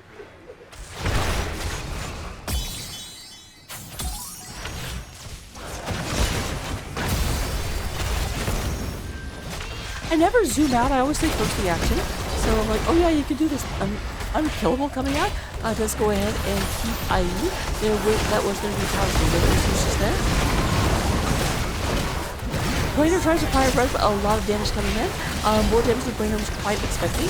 Whitebane has been clutch. I do think that CCS would be winning a lot of these engagements, except for just how nutso Whitebane's healing for the entire team can be. It's a bit of a problem. I don't know where Whitebane was picked in the draft, but it's very heads up. Because with the Maiev and with the Samuro, they really want to get in there on top of the enemy team. But Whitebane makes that really, really bad. Whitebane struggles into poke because she's so mana intensive. But a big blasty, like, close range fight, Whitebane is so good into. I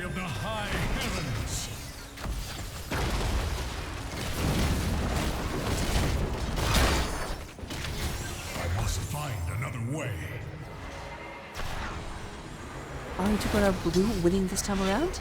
The kickers do take down their opponent's immortal. Now keep in mind there is a shaman moving through the top of the map. So this is one of those situations where they're going to go ahead and stay defensive for just a little bit, because they can wait. Their opponents have to move into where they have the advantage, or as soon as they see someone heal off to deal with that shaman, that gives them the advantage in the fight.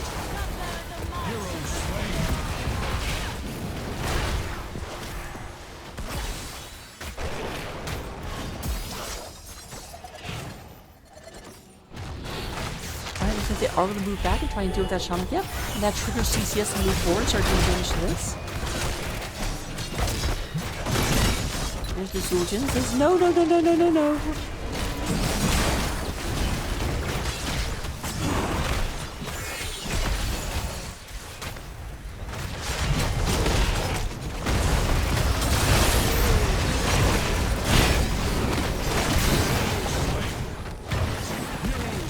Alright, we do go and have a 2-for-1 side advantage for blue. I feel like this is the big problem that they have, because like CCS is doing very, very well and actually winning a lot of these immortal phases of getting about halfway, but every time they win they end up losing someone critical, and so like they're gonna have a hard time moving in because they don't have their healer and they don't have one of their primary damage dealers. The demon moves for the gates of heaven.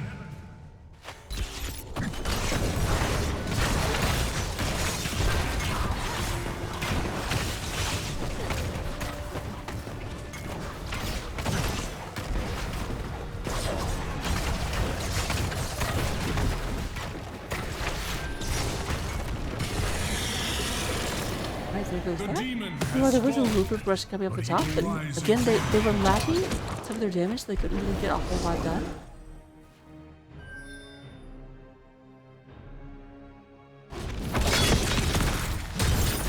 We're up to 38 stacks of U1 attacks. You go and have 67 Black Souls.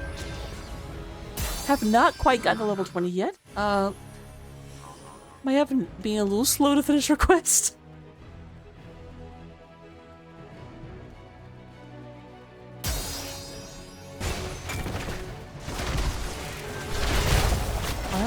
There, we have a little bit of rushing down below. We do get the shaman camp being cleaned up.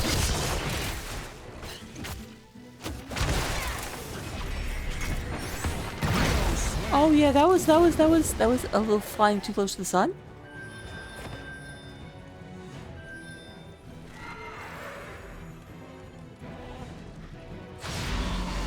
Because the problem as a caster, you see Samuro up close, and you're just like, well, that's. Oh, that was a missed containment disc, down for about 30 seconds. I shall land in a moment, as will my foe. Now Samuro will be back just after Immortal phase starts. Be a bit careful here, this is 4v4 because Thrall is not here. So even though Samuro is down,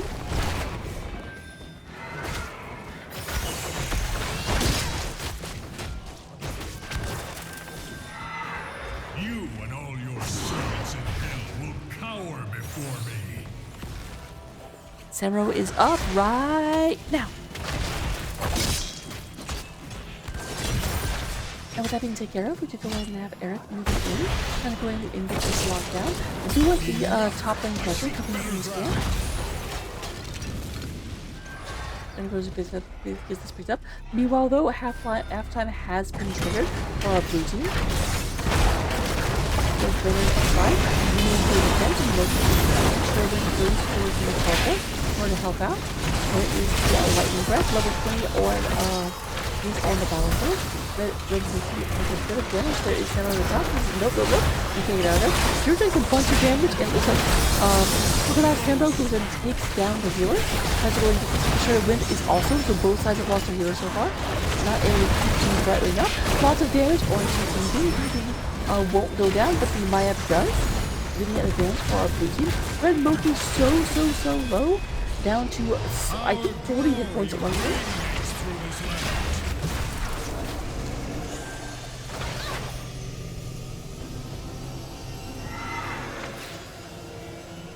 There's a full shield immortal.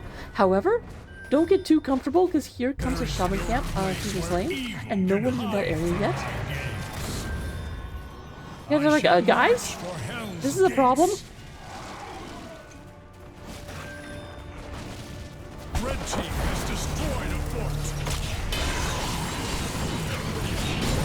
You have the triple bowman and trying to get it down as much as they can. They do send this legion back and are trying to get that taken care of. Meanwhile, they are trying to push into the bottom lane as well, forcing the opponents to split their attention.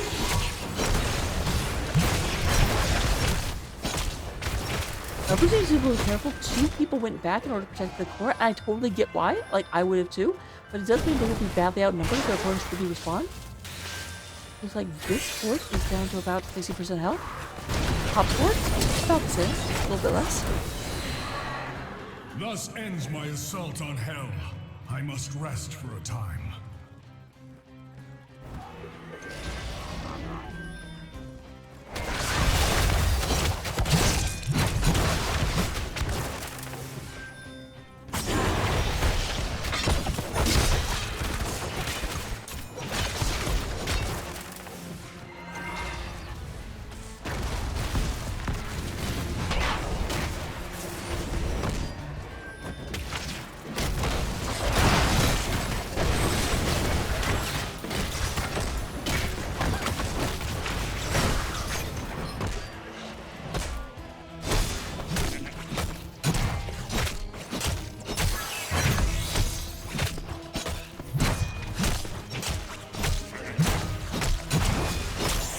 We keep going down from here. Launch you two down here. Both sides relatively even. Slight advantage for CCS because they do have this still standing, which means top lane is getting continual catapults, and they're only 1 out of 3 catapults on. This is an advantage for the side of Quick so they move in. Okay, here goes Smoking down and as well as Ping. We'll say it's only 3 versus 4, but that is a retreat. I shall land in a moment, as will my foe.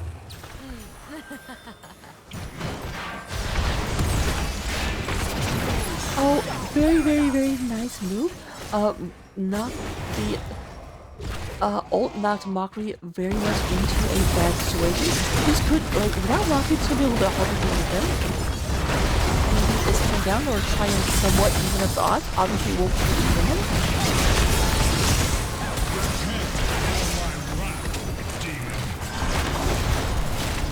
And there goes the bottom feet. So, dead even at this point.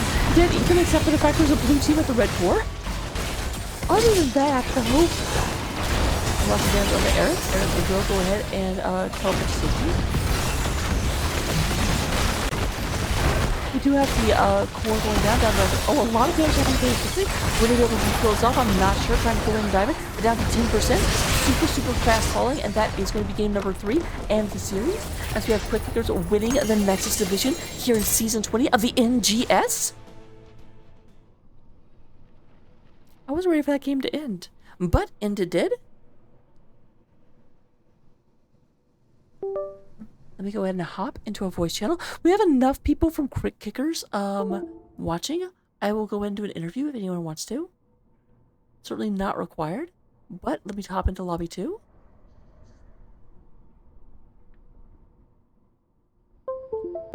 In the meantime, while I wait to see if anyone wants to join me, we will go ahead and have, in terms of damage, 84,000 damage coming out from Mokri. We're gonna go and have coming in with 73,000, 71,000 on that there thrall. That there thrall right there. terms of healing, we do go to have 107,000 coming out of Shredded Wind, 102,000 coming out of the Cure. And then for side soak, Ping Ping does out soak the Thrall. Thrall going down and actually like participating in the fights a little bit more. So about 3,000 difference in experience. Talents, we do of course have those. These games have gone the distance. We definitely have everything, so you can copy everything down. And looks like I am being joined by IE. Hello, hello. Hi. So, I know this was almost a week ago. This was back on Monday, but how are you feeling? Because those games were extremely back and close, back and forth. It very much felt like game number 2, you almost didn't deserve to win. Game number 3 and 4, you definitely made yourself an opening, but they could have come in at any time. Yeah, I mean, it's been a while, so like the post-match adrenaline isn't there anymore. But even watching it back, there's some really, really tense games. Game 2, Mochi saved us from the Lost Vikings hell. He ran it down top like he always does, and we managed to come out on top with stealing the core from them. And then yeah, the other games like were super back and forth in terms of the team fights, and then there's like the Mockery trying to end core and then dying to Leo, and then we get to take the victory instead. And all pretty crazy games, everything considered. Oh yeah, I very, very much enjoyed being able to cast them. That was the big thing I noticed, and this is obviously potentially a result of the new patch, is that it does very much seem like you guys have Mochi push instead of double soak, because I kept seeing Ping Ping try and move and get soak from multiple lanes, but it seemed like your 4-man was covering the lanes and Mochi was just trying to knock down the top every time the Haka would leave, or whoever it was Ping Ping was playing. It's not really a change from the new patch. I mean, you could say that it plays a little bit differently because of that, but Mochi's always been a run it down lane player. You know, he really likes Ras Sanya, for example. And if people just play to their teammates' strengths, you'll find success. So that's what we're doing. We're, letting him do the thing he likes to do, and we'll cover soak, and it works. Fantastic. Can you talk to my coach? I do coach if anyone needs coaching. So, looking at the history of the maps, I don't remember exactly the draft of each map, but what I will say is that it definitely seemed like we had a pretty good variety of heroes coming out. It kind of felt like there was how much contest there was between the two games, because I definitely saw like Johanna moving between the two games, Cassia moving between the two teams. Yeah, there was a decent bit of contest. So I think the two biggest ones are just Johanna and Maev. The Cassia, I didn't know Mockery played it, and I ended up just taking it because I wanted to take it. And then it's not one of the picks I usually go on BOE, so he ended up just probably grabbing it to counter the Zul'jin that I took right before him. Yeah, I'm assuming you guys took Johanna before Zul'jin. I think so. Yeah, that would make sense. I can't imagine, because obviously Johanna messes with auto attackers so terribly much. Also, possibly why Mockery went for Cassia, because obviously you can do a lot of Cassia's damage even while blinded. Yeah, and then she has the blind to, in theory, handle the Zul'jin. Although there were some moments where I just got to rip their team apart, which is really awesome. He's one of my favorite characters, so it's pretty exciting to be able to have the last game of the season be a great Zul'jin game. It was a bit interesting here on Battle of Eternity. I don't know if you're the drafter for your team, but it very much felt like you guys went in and said, we don't care about race, we just want to like punch them in the face. We draft as a team, and that wasn't the plan. No, we have plenty of race between our two DPS heroes. Okay, I was gonna say usually I see Seeker from Li Ming whenever you're looking for race, and Zul'jin is one of those, like, you can race with Zul'jin, but it can be a little bit squirrely because you have to kind of endanger yourself to do like a lot of damage. Well, so that's the deal. We got a white main, so low is not low. So yeah, Zul'jin can get low. And Li Ming just always has good race. Like she has a base 3-second cooldown on Q, so she has good sustained damage. And then, last question I have: were you guys expecting some of the picks from Ping Ping, like Lost Vikings and Samuro? Because some of those I don't see very often, but granted, I don't come up to Nexus all that often. Yeah, we did in our research find that we're likely to see a Viking game. So it wasn't all that surprising to see it come out on Dragonshire. The Samuro was a bit of a surprise, but it ended up working out in our favor, so we weren't too upset about that one. All right, those are all the questions I had. Let me turn it over to you for any shout outs you might want to give. Well, first shout out to the enemy team. They are definitely one of the best teams in the division that we faced. I think it's pretty obvious for everyone in this division that we were placed maybe a division too low. So we did have a lot of really dominant games during the regular season. So it was really fun to finally find our match and have some games that were really intense and close. Um, Mockery's a really good tracer player, so that was fun to see in game one, and we ended up banning it actually in some of the future games. And then I said it in Twitch chat, like Brainer's May is kind of cracked. Like what the hell? How can he do that on that character? It way more threatening than the other two tanks that he played actually, which is kind of strange for an off meta pick. But yeah, and then like Maev and Vikings were a bit of a challenge in the other games they were played. So all around, really fun set. Well, very very fun set to cast. I'm glad we got to like show it to everybody. Sorry we didn't get a live cast for you. If I remember correctly, it was like that game wasn't scheduled on Sunday, and then the next night I was like, wait, what? Yeah, we tend to have issues scheduling a bit early, so we always end up having it fall. It's Sunday at midnight. It's happening. All right, it's when it gets put in. I remember I was in practice and I went looked at the calendar. I was like, wait, we have a finals tonight.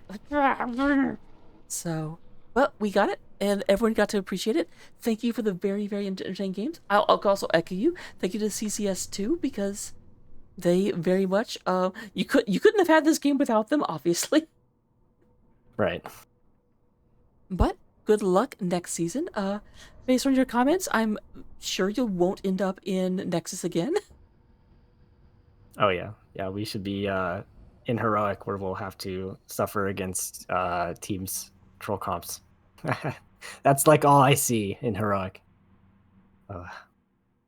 Yay! We will see it. I'm sure all placements will be getting active here in a couple of months, and let me tell you, I can't wait. But good match, good set, and enjoy the after party. I'm sure you already did. Yep, we already had one. Yeah, I think it's for the cast. I think I don't know if you're in our Discord. Mochi seems to be a big fan, so say hi to Mochi. Thank you, Mochi. Sorry for calling you Red Mockery at least 3 times. But yeah, I don't think I'm in the Discord yet, but I could be. I don't know. I'm getting close to the cap, I think. Is there a cap? Yeah, there's a cap of 100 Discords.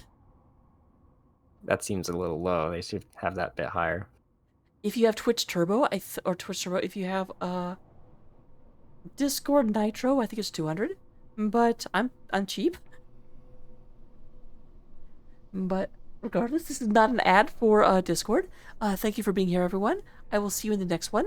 I think we have more playoffs starting Monday and all through next week, so I'm sure I'll be back.